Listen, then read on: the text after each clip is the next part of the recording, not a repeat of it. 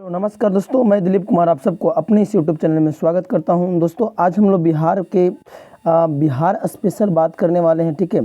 जो कि BPSC teacher वाला जो बहाली आया है बीपीएससी वाला, उसमें ये बहुत ही कारगर साबित होगा। तो बिहार इतिहास के बिहार स्पेशल ये घटनाओं को हम लोग करने वाले हैं, वो भी मात्र एक ही वीडियो में करेंगे, ठीक है। चलिए तो इसको बिना समय गवाए स्टार्ट करते हैं, ठीक है। आप लोग ध्यान से देखिएगा क्या बोल रहे हैं नहीं बोल रहे हैं से, ठीक ना। गौर से देखिए इसको और सीखिएगा, ठीक ना। देखिए हम लोग पहले जैसे कि आपको बता दिए हम कि हम लोग आज बिहार स्पेशल करने वाले, ठीक है। क्या करने वाले हैं? बिहार स्पेशल, यानी बिहार के इतिहास की बात करेंगे कि बिहार में इतिहास में यानी कि कौन कौन सा घटनाएं बिहार में हुई थी इतिहास से संबंधित, ठीक है। तो चलिए स्टार्ट करते बिना समय गवाए स्टार्ट करते, ठीक है। देखिए प्राचीन बिहार के बारे में, क्योंकि भाई बिहार की बात कर रहे हैं तो बिहार के तो पूरा एक ही से घटना बात करना पड़ेगा ना हम लोग को। तो पहला लाइन हम लिखे हैं, बहुत मेहनत से टाइप किए यार। अगर आप लोग को थोड़ा बहुत भी वीडियो अच्छा लगता है तो चैनल को सब्सक्राइब जरूर कर लिया करो, ठीक है। सब्सक्राइब जरूर कर लिया करो, इससे थोड़ा सा मेहनत में और आप लोग को लगता है कि हाँ मतलब कि सर कुछ कंटेंट में दम है, आप लोग कुछ ना कुछ हम लोग के लिए किए हैं, तो आप लोग प्लीज़ चैनल को सब्सक्राइब कर लीजिए, ठीक है। देखिए क्या कह रहा है, मतलब ऐतिहासिक दृष्टि से बिहार प्राचीन भारत का एक समृद्ध एवं वैभवशाली क्षेत्र रहा है, ठीक है। यानी ये बात कर रहा है, कह रहा है कि ऐतिहासिक दृष्टि से कहने का मतलब क्या होता है? कहने का मतलब होता है कि मतलब जो अंग मतलब कि जो पुरातात्विक मिले हैं उसके आधार पर कह रहा है कि बिहार प्राचीन भारत का, यानी भारत के जब प्राचीन शक्ति थी, धरोहर था, उसमें वैभवशाली क्षेत्र रहा है बिहार। बात सही, यानी कि प्राचीन काल से बिहार एक बहुत ही महत्वपूर्ण भारत का एक बहुत ही महत्वपूर्ण अंग के रूप में ये जाना जा चुका है, ठीक है। चलिए आगे चलते, दूसरा लाइन में क्या लिखे करा कि दूसरा लाइन में कि ऐतिहासिक दृष्टि से बिहार समृद्धि को देखते हुए इसे भारतीय इतिहास का गर्भगृह कहा जाता है। आप इस बात को नोट कर लीजिएगा कि बिहार को भारत का गर्भगृह कहा जाता है, ठीक है। आप इस बात को एकदम बहुत अच्छे तरीके से रख लीजिएगा क्योंकि ये काम देगा आप लोग को, मुझे जहाँ तक लग रहा है, ठीक है। चलिए ये आप सब इसको याद रखिएगा कि बिहार को क्या कहा जाता है? गर्भगृह के रूप में जाना जाता है, ठीक ना। अगला मतलब कि प्राग ऐतिहासिक काल से ही मानव सभ्यताओं एवं संस्कृति का एक महत्वपूर्ण केंद्र था, जिसका देश के इतिहास और संस्कृति जीवन में निर्णायक भूमिका रही है, ठीक है। देखिए इतिहास को अगर हम बात करें तो इतिहास को 3 भागों में बांटा गया, ठीक है। शुरुआत में अगर इतिहास को बात करें तो इतिहास को 3 भागों में बांटा गया शुरुआत में, ठीक है। इतिहास के 3 भाग कौन कौन है? आप एकदम शुरू में पढ़े होंगे। तो पहला होता है प्राग ऐतिहासिक काल, दूसरा होता है आद्य ऐतिहासिक काल और तीसरा होता है ऐतिहासिक काल, ठीक है। ऐतिहासिक काल, ठीक ना। चलिए इसमें क्या होता है, प्राग ऐतिहासिक काल में क्या होता है कि हम लोग एकदम उस समय की बात करते हैं जिसमें आग वगैरह पत्थर वगैरह खोज किया गया था, उसमें बात करते हैं, ठीक है। आदि ऐतिहासिक काल में क्या होता है, इसमें हम लोग सिंधु घाटी सभ्यताओं के बारे में पढ़ते हैं और ऐतिहासिक काल में हम लोग घटनाओं के बारे में पढ़ते हैं, ठीक है। तो ये ऐतिहासिक काल से बात कर रहा है, यहाँ कह रहा है प्राग ऐतिहासिक काल से ही मानव सभ्यताओं का विकास एवं संस्कृति का विकास चालू हो गया था। आप लोग को मैं ये बात को बता दिया हूँ, ठीक है। अगर वीडियो अच्छा लग रहा हो तो चैनल को सब्सक्राइब जरूर कर लिया करो, ठीक है। देखिएगा बीपीएससी में ये सब पॉइंट उठाने का चांसेस ज़्यादा है, कारण कि प्राचीन इतिहास में बिहार 3 प्रमुख महाजनपद मगध, अंग और वज्जी संघ के रूप में बांटा गया था। ये एकदम बहुत इंपॉर्टेंट बात कर रहे हैं हम कि जब प्राचीन काल में जब चला था तो प्राचीन काल में बिहार 3 गो जनपदों से घिरा हुआ था, मगध, अंग और एगो वज्जी, ठीक है। ये बहुत ही इंपॉर्टेंट बात है कि बिहार कितने हिस्सों से घिरा हुआ था। बिहार में कुल कितने महाजनपद मतलब कि शामिल था?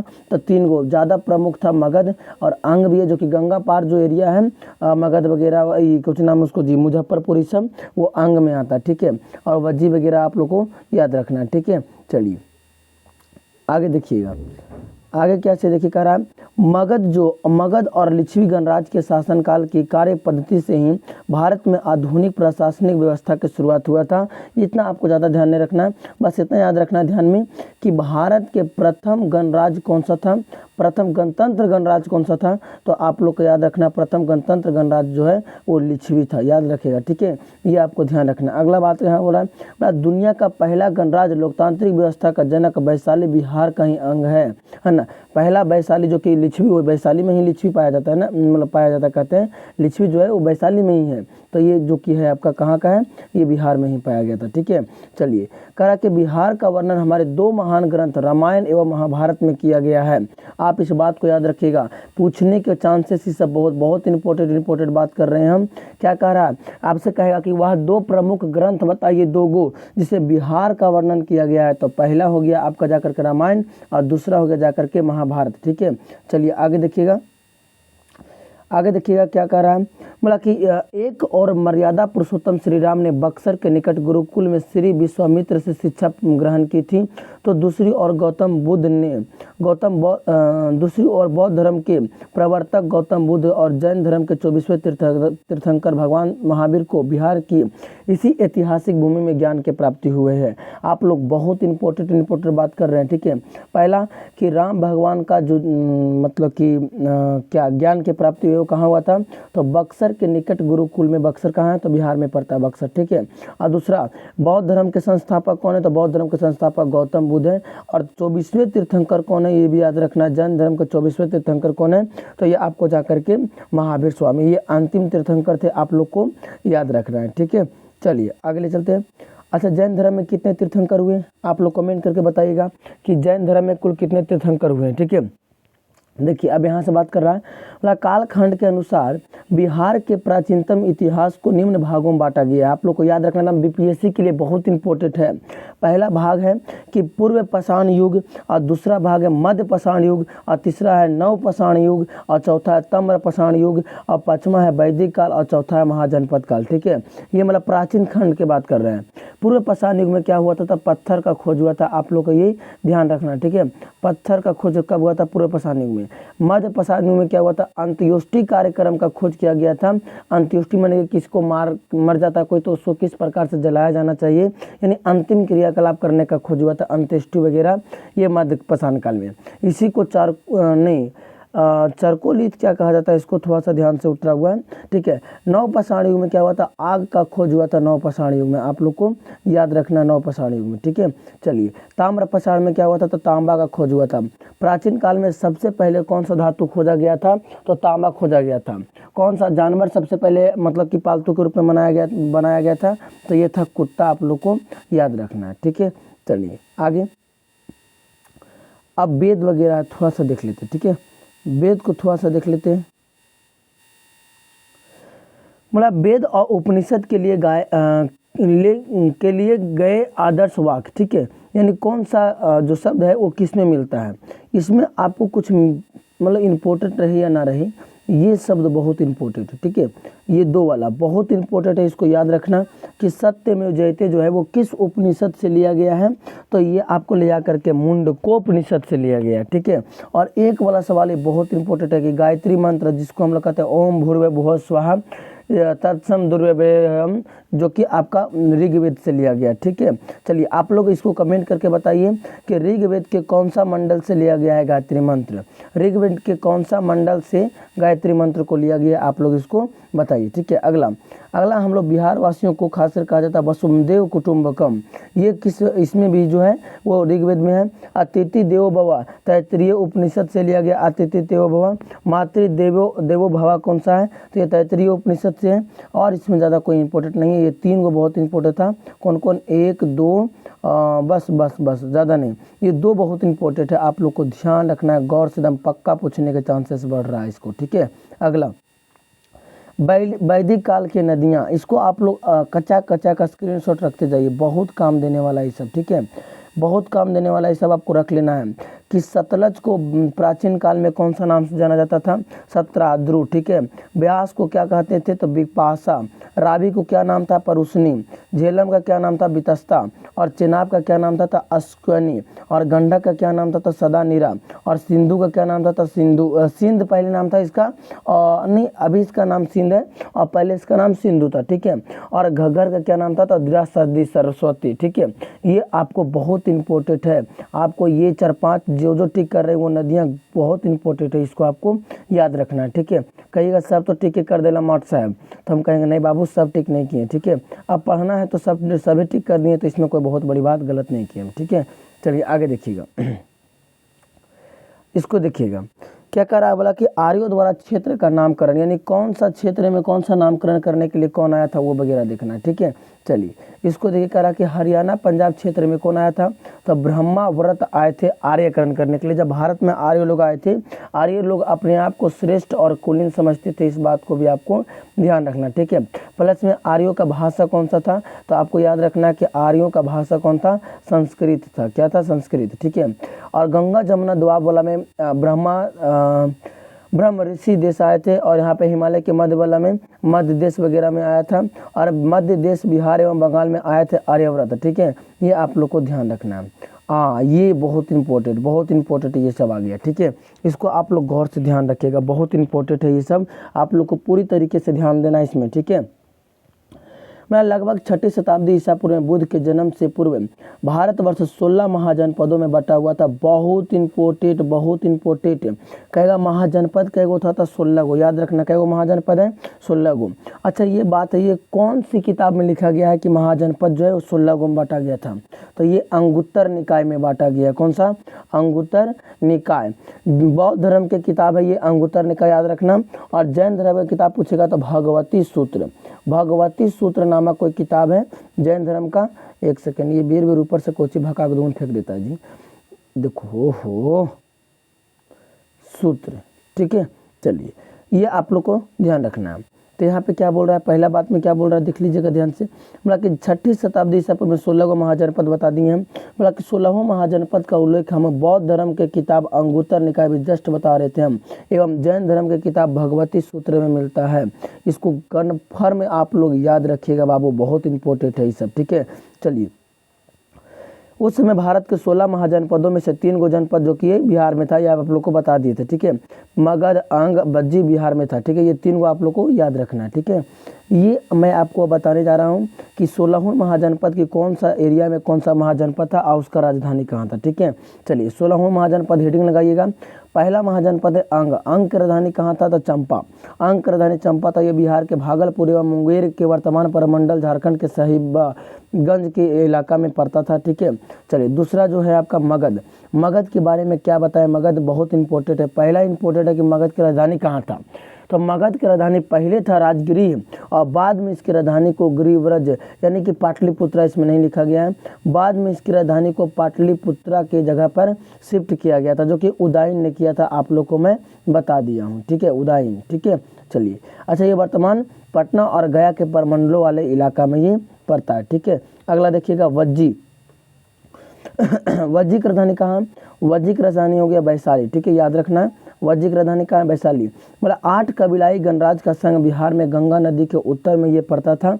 कौन सा है, वज्जी, आपको ध्यान रखना, ठीक है। चलिए आगे ले चलते हैं। वीडियो जरा मरा भी अगर अच्छा लग रहा है तो चैनल को सब्सक्राइब करके बेल आइकन दबा लीजिए, जरूर कर लीजिए, ठीक है। चलिए ठीक है, सब्सक्राइब कर लीजिए और वीडियो को लाइक कर लीजिए आप लोग, ठीक है। चलिए आगे देखिएगा, इसको देखिए मल्ल। मल कह रहा है कि मल जो है इसकी राजधानी जो है वो कुशीनगर और पावापुरी में है। कितने बच्चे ऐसे हैं जो इसके पीडीएफ चाहते हैं, ठीक है। अगर आप लोग पीडीएफ चाहते हैं तो हमको कहिएगा जरूर कि आप लोग अगर पीडीएफ की ज़रूरत है तो हमको कहिएगा जरूर, आपका पीडीएफ हम जरूर दे देंगे, ठीक है। कमेंट में जरूर बताना, ठीक है। इतना मेहनत कर रहे हैं आप लोग के लिए, कुछ एक बार अच्छा सा कमेंट जरूर कर देना वीडियो खत्म हो जाने के बाद कि हाँ सर अच्छा लगा वीडियो, आपका मेहनत अच्छा लगा। इस प्रकार से थोड़ा सा मोटिवेट मिलता है जी हम लोग को काम करने में। मतलब यह भी एक गणराज्य संघ था जिसमें आधुनिक पूर्वी उत्तर प्रदेश, ये आपका इंपॉर्टेंट रहे चाहे न रहे, लेकिन ये इंपॉर्टेंट है कि मल की राजधानी कहाँ है, तो कुशीनगर और पावापुरी, ठीक है। चलिए आगे देखते हैं। अच्छा इसको बताइए, काशी की राजधानी कहाँ है, तो बनारस, आपको याद रखना, ठीक है। काशी की राजधानी कहाँ है, तो बनारस, बनारस जो कि वाराणसी जो कि बनारस वाला इलाका में पड़ता है, ठीक है। कौशल की राजधानी कहाँ है, श्रावस्ती। वत्स की राजधानी कहाँ है, कौशाम्बी, ठीक है। चलिए इसको जल्दी से जल्दी निपटा लेते हैं। मतलब चेदी की राजधानी कहाँ है, तो सुक्तिमती और कुरु के इंद्रप्रस्थ, आप लोग को याद रखना। कुरु की राजधानी कहाँ है, इंद्रप्रस्थ, ठीक ना। चलिए 10वां देखिएगा, पंचाल के कहाँ है, तो अहित छत्र या फिर कंपाली, ठीक है। सूरसेन के कहाँ है, तो सूरसेन के है मथुरा, आप लोग को याद रखना, ठीक है। ये इपटी अगर आप लोग वीडियो को रोक रोक के पढ़ना चाहते हैं या वीडियो को धीरे करके पढ़ना चाहते हैं पढ़ लीजिएगा, ठीक ना। चलिए चलिए जल्दी जल्दी हमको ढेर सारे मेरे पास कंटेंट है तो जल्दी जल्दी कराना पड़ेगा। मत्स्य की राजधानी कहाँ है? तो विराटनगर, ठीक है। अवंती की राजधानी कहाँ है? तो उज्जैन माहिष्मती है, ठीक ना। आप लोग को दक्षिण भारत का एकमात्र ऐसा महाजनपद जो कि उज्जैनी माहिष्मती है, एरे पर बाहुबली फिल्म बना था, ठीक है। बाहुबली फिल्म इसी पर बना था, आप लोग को याद रखना है, ठीक ना। चलिए अगले चलते हैं। अगला अस्मक की राजधानी कहाँ था? तो पोतन या फिर पाटन, ठीक है। ये पटना नहीं है, ये पोतन या पाटन है। गंधार की राजधानी कहाँ था? तो तक्षशिला, याद रखना है, ठीक है। चलिए कंबोज की राजधानी लास्ट वाला है, कंबोज की राजधानी ज़्यादा एग्जाम में रखता है हाटक, आपको याद रखना है, ठीक है। अगला देखिएगा, अब यहाँ हिल गए हम लोग अगला टॉपिक में। अगला टॉपिक है बिहार। प्राचीन बिहार में धर्म सुधार आंदोलन किस प्रकार से चलाया गया था? यानी धर्म को सुधार करने के लिए प्राचीन बिहार में क्या क्या आंदोलन चलाया गया था और क्या नहीं चलाया गया था, सब देखना है, ठीक है। चलिए अगर मज़ा आ रहा है वीडियो में तो चैनल को सब्सक्राइब जरूर कर लो, ठीक है। अगर वीडियो अच्छा लग रहा है तो चैनल को सब्सक्राइब जरूर कर लो, ठीक है। चलिए आगे देखते हैं आप लोग को, ठीक है। मतलब प्राचीन बिहार में धर्म सुधार आंदोलनों में बात कर रहा है, बोला कि ईसा पूर्व 6वीं शताब्दी के आसपास नई चिंतन धाराओं को जन्म दिया, जिसे इतिहास में धार्मिक सुधार आंदोलन के नाम से भी जाना जाता है। माने कि नई चिंतन कहने का मतलब क्या होता है? नई चिंतन कहने का मतलब होता है कि जिसमें हमारे समाज में नए नए विचारों को रखा और उस विचारों के आधार पर बिहार में सुधार के बातों को कहा गया, ठीक है। अभी तक हम लोग बहुत इंपॉर्टेंट घटनाओं को कर चुके हैं। देखिए यहाँ क्या कह रहा है, मतलब उत्तर वैदिक काल। वैदिक काल के बारे में पहले बता दूं कि वैदिक काल 2 भागों में बांटा गया था।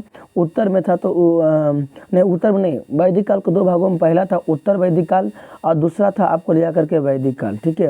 वैदिक काल माना गया है जाकर के आपका कब से वैदिक काल माना गया जाकर के आपका 500 से आई थिंक टोटल माना गया 500 से 1500 ईसा पूर्व तक, ठीक है। जैसे 500 से लेकर के 1000 तक वैदिक काल है और 1000 से 1500 तक उत्तर वैदिक काल है, ठीक है। उत्तर वैदिक काल में कह रहा है कि उत्तर वैदिक काल में कर्मकांडनीय जटिलताओं और जातीय विषमता के साथ साथ अनेक सामाजिक बुराइयों से भी ग्रसित हो चुका था, जिससे लोग त्रस्त हुए थे। आप लोग को ये याद रखना है, ठीक है। चलिए इसको देखिएगा, मतलब बौद्ध और जैन धर्म ने जब शांति और सामाजिक समरसता का प्रचार किया तो लोगों ने खुले दिल से स्वागत किया। यानी कि बिहार में बौद्ध और जैन धर्म के बारे में भी ज़्यादा इज्जत दिया गया, पूरी तरीके से यहाँ पर ही इसको मतलब मान्यता दिया गया, ठीक ना। मतलब कि बुद्ध और महावीर दोनों लगभग समकालीन थे। समकालीन कहने का मतलब क्या होता है आप लोग बताइएगा? सर समकालीन शब्द के मतलब क्या होता है? समकालीन के मतलब होता है कि इतिहास में वह कालखंड जिसमें एक ही समय में 2 घटनाएं घट रही थी, ठीक है। जैसे अगर हम बात करें तो अभी हाल ही फिलहाल में हम लोग देख चुके हैं कोई बहुत बड़ा घटना या फिर कोई बहुत बड़ा हस्तियां जो एक ही समय में घटती है उसको समकालीन कहा जाता है। जैसे अभी कोरोना काल हम लोग जानते हैं, कोरोना काल चल रहा था तो कोरोना काल भी कह सकते हैं कि हम लोग का समकालीन थे। मतलब और दोनों ने इस बात पर बल दिया कि वास्तविक सुख भौतिक समृद्धि या धार्मिक अनुष्ठान से नहीं बल्कि दया, ज्ञान और मित्रवता जैसे मानवीय सरोकार वाले अच्छे सामाजिक कर्मों से मिलता है। ये आप लोग को ध्यान रखना है कि बुद्ध धर्म के और जैन धर्म के महावीर बुद्ध भगवान दोनों क्या करे थे? दोनों बताएं कि बस धन जमा करने से कुछ नहीं होगा और असली जो मतलब कि फल है वो हम लोग को ले जा करके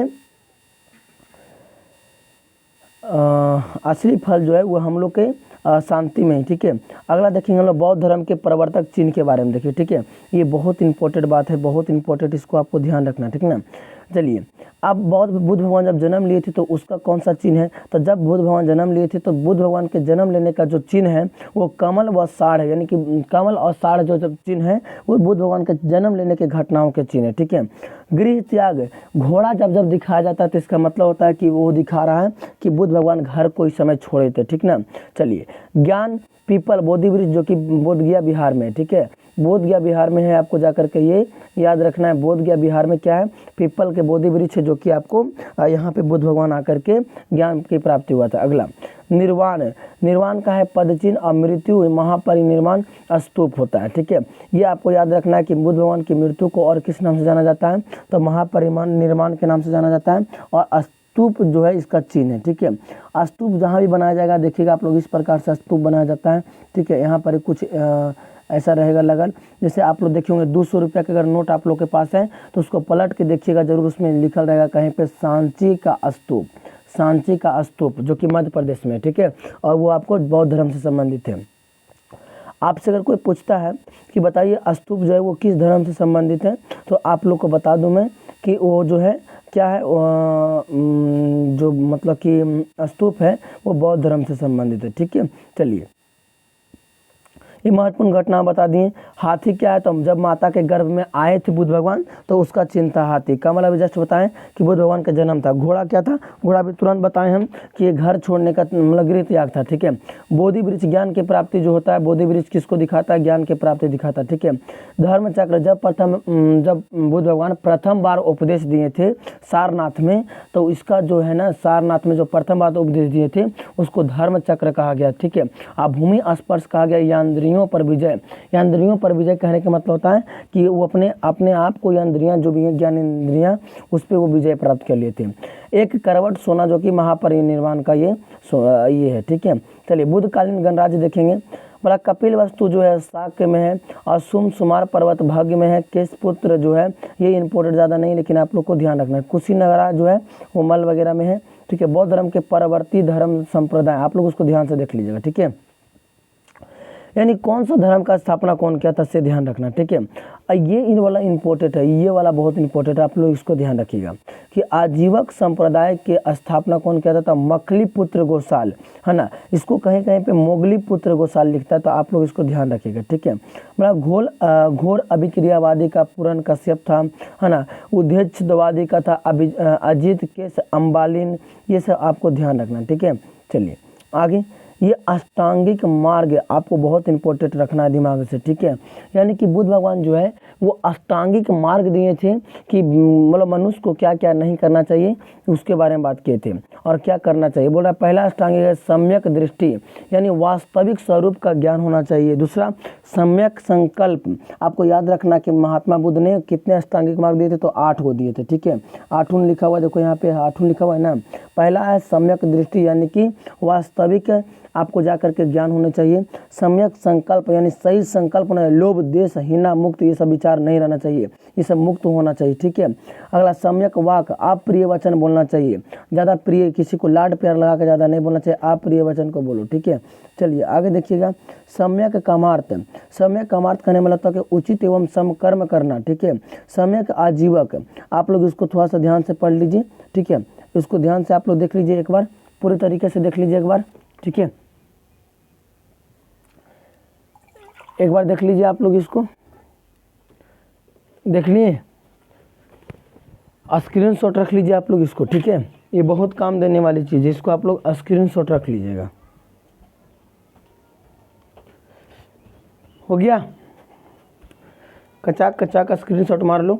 अरे भाई वीडियो वगैरह लाइक भी कर लिया करो जी, वीडियो को लाइक तो नहीं करते हो, बहुत तो आने से गुस्सा आता है। ठीक है, वीडियो को लाइक कर लिया करो मेरे भाई। ठीक है, अब वीडियो को लाइक करके चैनल को सब्सक्राइब जरूर कर लिया करो। अगर चैनल को सब्सक्राइब नहीं करेगा तो बताओ फिर से आपका पास वीडियो का नोटिफिकेशन कैसे जाएगा, हाँ बताइए आप लोग। चलिए आगे देखते हैं, आगे देखते हैं। अब है बौद्धिक संगीति, यानी कि बौद्ध संगीति जो है ये बहुत इंपॉर्टेंट है, बहुत इंपॉर्टेंट है, बहुत ही। कहिएगा सर सब तो इम्पोर्टेंट है कहा, तो क्या करियो घोर के पी जियो, तो हम कहेंगे हाँ बाबू घोर के पी जाओ, ये बहुत इम्पोर्टेंट है। बौद्ध धर्म में 4 गो बौद्ध संगीतियाँ हुई है। जैसे प्रथम बौद्ध संगीति जो है कहाँ हुआ था, तो राजगिरी जो कि सप्तकर्णी गुफा में हुआ था, ये याद रखना है। समय 483, तीनों को समय लिखा देते हैं एक ही जगह, 483, 383, 483, 300, अभी आएगा आगे, एक सेकेंड ध्यान से उतरा हुआ। ठीक है, ये राजगिरी में हुआ था और 483 ईसा पूर्व हुआ था, और अध्यक्ष थे महाकश्यप, और उसमें शासन कौन कर रहा था, तो अजातशत्रु जो कि हर्यक वंश से संबंधित था। ठीक है, चलिए ये आपको बहुत इंपॉर्टेंट है, ध्यान से आपको याद रखना है। उद्देश्य की बात करें तो बुद्ध के उपदेशों को 2 पिटक, शुद्ध पिटक तथा विनय पिटक में संकलित करना, ये बहुत इंपॉर्टेंट क्वेश्चन ये वाला है। कहेगा शुद्ध पिटक जो पुस्तक है उसका लेखक कौन है, तो शुद्ध पिटक के पुस्तक का लेखक कौन है, तो शुद्ध पिटक लेखक बोल रहे हैं। शुद्ध पिटक और विनय पिटक किस धर्म से संबंधित है, तो बौद्ध धर्म। ये पूरा याद रखो, कचाक दुकान स्क्रीनशॉट रखते चलो। ठीक है, आगे ले चलें। अब द्वितीय देखो यहाँ, द्वितीय यहाँ, हाँ द्वितीय ठीक बता रहे थे, शासन कालम समय ठीक बता रहे थे। द्वितीय जो है वो वैशाली में हुआ था, मैं अभी तुरंत आप लोग से पूछूंगा, इसको ध्यान से याद रखना। ठीक है, द्वितीय हुआ था वैशाली में, और समय था 383 ईसा पूर्व। अध्यक्ष थे सबकामी, यानी सर्वकामी होना इसका मतलब था, और शासन कौन था, तो कालासुग जो कि शिशु नाग वंश के था। प्रथम बताए थे अजातशत्रु जो कि हर्यक वंश के था, और ये काला शिशुनाग वंश के है, और उदय से बौद्ध धर्म का अस्थावी महासंगामी के भागों को में विभाजन करना। ठीक है, चलिए तृतीय देखिएगा। तृतीय बौद्ध संगीति पटना में हुआ था, पाटलिपुत्र 247 ईसा पूर्व, और मोगलीपुत्ती से, और ये अशोक करवाया था। ये 4 को तो एकदम कन्फर्म आपको पूछता ही है। ठीक है, चलिए आगे देखते हैं। चौथा बहुत इंपॉर्टेंट है, चौथा कुंडल वन कश्मीर में हुआ था, और लगभग प्रथम ईसा पूर्व में हुआ, मतलब पहली शताब्दी में हुआ था। और इसमें 2 बात याद रखना, पहला कि वह सुमित्र इसका अध्यक्ष था, और अश्वघोष इसका उपाध्यक्ष था। पूछेगा कि कौन सा ऐसा बौद्ध संगीति जिसमें अध्यक्ष के साथ साथ उपाध्यक्ष भी था, तो याद रखना है कि ये चौथी बौद्ध संगीति में उपाध्यक्ष कौन थे, तो अश्वघोष थे। ठीक है, आशा करते कि आप लोग को रिवीजन हो रहा होगा, और वीडियो अच्छा लगता है तो भाई चैनल को सब्सक्राइब जरूर कर लिया करो। ठीक है, चलिए आगे देखते हैं। अगर बोला शासन कौन कर रहा था, तो कनिष्क जो कि कुषाण वंश के संबंधित था। ठीक है, चलिए आगे देखिएगा। अब जब बौद्ध धर्म खत्म, अब आ गया जैन धर्म। ठीक है,